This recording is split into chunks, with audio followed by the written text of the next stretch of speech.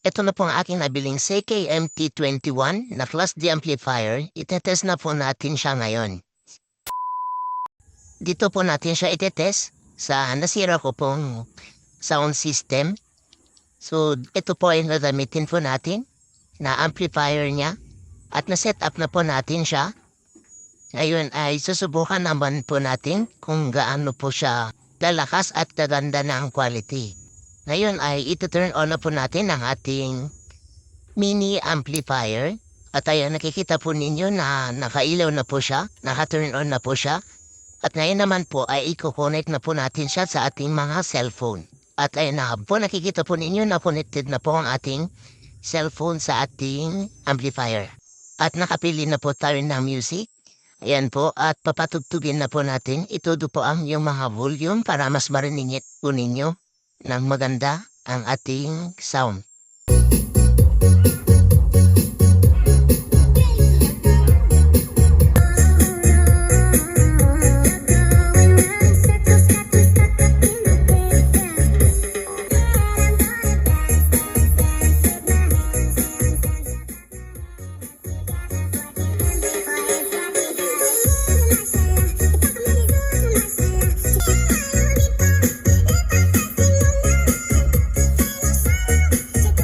At ganyan na po kaganda at quality ang nabili nating Seiki MT21 na amplifier. Malit siya pero napaka-powerful.